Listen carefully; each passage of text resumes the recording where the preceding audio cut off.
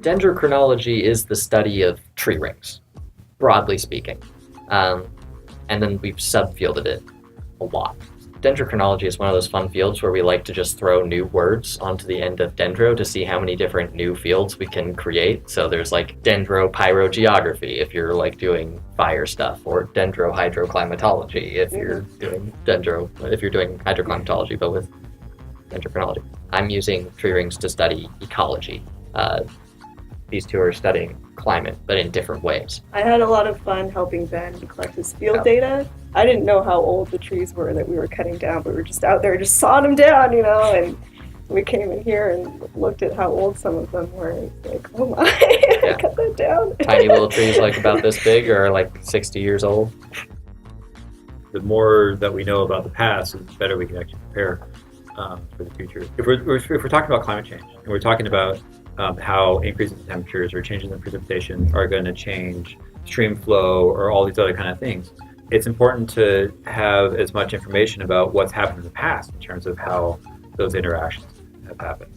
But we don't have any good records about what the actual natural variability is about has been, because all of our proxies for that are really messy. And most of the data that we have for the west side of the Cascades is being drawn from places like, BC or Idaho. By looking at yellow cedar here on the west side of the Cascades, I'm hoping to find a local proxy for temperature that we can use to look at temperature variations and actually be able to include that in some of the grander reconstructions and get a better idea of what the natural range of variability is.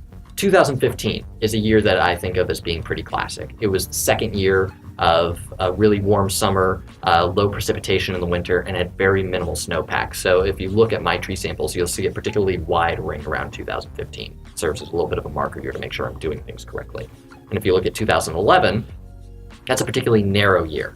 And I remember this year because it was my senior year of high school, and we didn't see the sun until like May. It was just cloudy the entire time. If we go back and look at some indices of sea surface temperature, like El Nino Southern Oscillation or Pacific Decadal Oscillation, both of them were in phases that lead to cool, cold, wet conditions in the Pacific Northwest. So you had both of those on top of each other, which meant that we had snow around 6,000 feet still well into August, which is not normal. There's also just a kind of puzzle-like nature of this whole process, like the way the climate fits in with the water resources, the vegetation. It's all just kind of figuring out those little relationships. It's very satisfying. So. Really what we're looking at is how the potential impacts of climate change are going to be felt differently across the landscape. And when that comes to a management perspective, there's not a whole lot on this scale that we can do, because the thing that's really driving this is increased greenhouse gases, increasing global temperatures.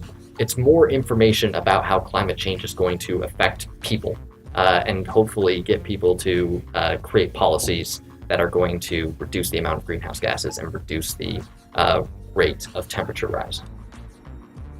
The trees have been here for a lot longer than any one of us individually have. And so they have their own story to tell.